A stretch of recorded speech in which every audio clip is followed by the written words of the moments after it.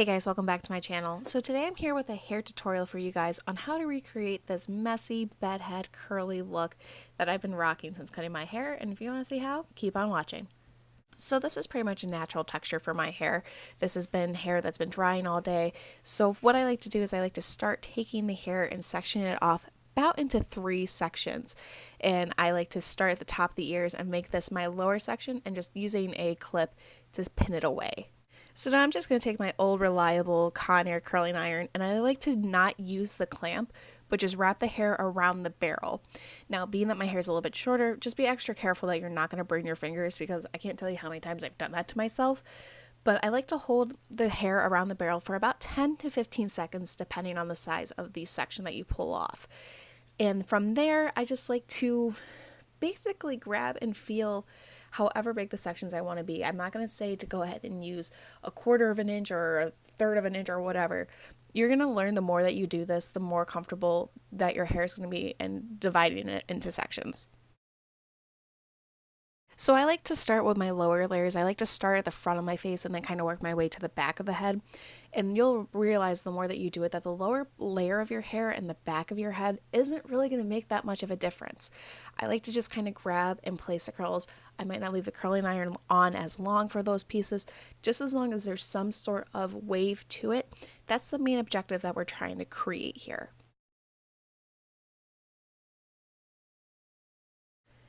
So now that we have finished the left section of the head, we're now going to go ahead and move to the right side. And again, the biggest thing to keep in mind here is because we're using a smaller barrel on the curling iron, you want to grab smaller sections to wrap the hair around. Keep in mind also that the smaller the section, the tighter the curl. So if you want a little bit bigger waves, I would use a little bit of a bigger curl. But again, the more you do this and the more that you know how your hair parts and the way that your hair lays, you'll figure out what sections are going to be the best for you.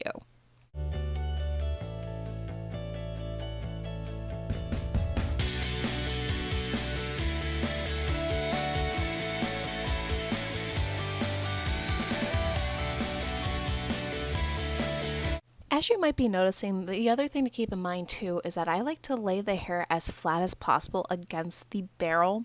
Just that way you kind of avoid those kinks that you might get or whatever kind of funky wave might actually happen too. So now that we finished that bottom layer, I'm going to go ahead and section off another part, and I like to kind of do this towards the crown part of my head, pulling the hair forward and sectioning that off to the best way that my hair parts.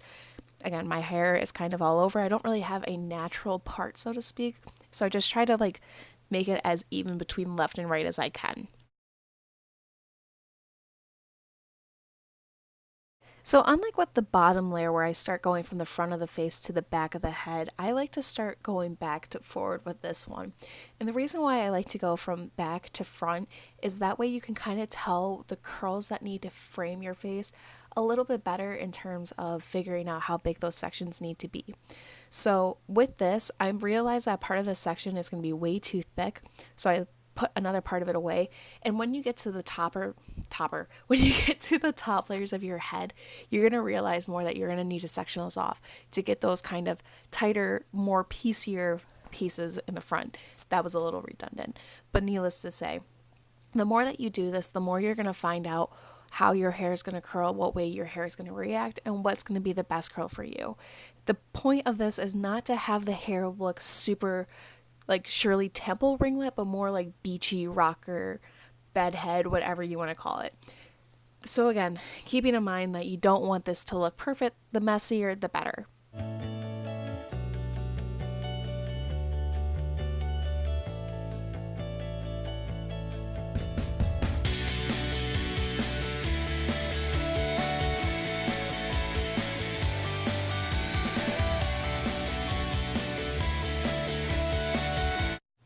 So now that we're at the top part of the layers of the hair, we're now going to go ahead and section this again into another part, leaving the front framing pieces kind of out, and we'll leave those for the end. Then again, I'm trying to find that natural part, separate the two pieces together, and just pin this part away. So the important thing for these pieces is again to use smaller to make more piecier textured pieces. Again, this section's a little too big for me, so I'm going to go ahead and separate it, and then from there just kind of figuring out if you want like a big ringlet here, if you want like a piece here, whatever works best for you. I like to kind of run the barrel over it so that way it's hot, so that way it's going to mold a little bit better, and I can lay it flat against the barrel as well too. So now that we're ready, we're going to go ahead and start framing those pieces in the front of the face to the rest of the hair. I like to save this part for last, obviously, so that way we can see what way the curl is kind of going, how big the part wants to be, and etc. So for me, I like to take these parts and I kind of like to make them a little bit more straight because I don't want them to be super, I guess, tight against my face. So I like to just make sure that I'm not leaving the barrel on as long as I am. I kind of hold it for maybe 5 seconds instead of the 10 to 15, just so that way I don't know, I just like to do it that way for me because I like that kind of more straight bedhead look.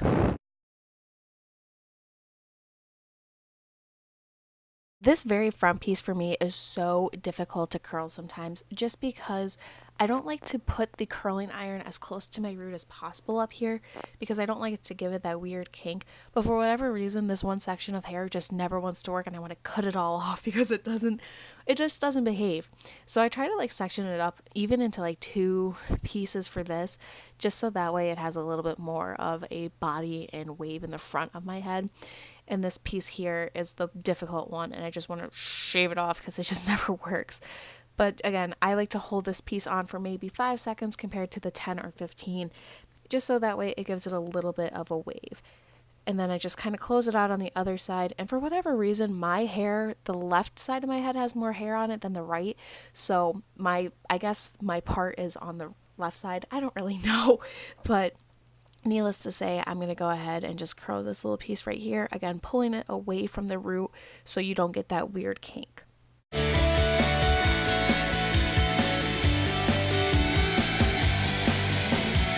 So now I'm going to go ahead and use a hair oil, and you guys can use whatever hair oil that you may have lying around.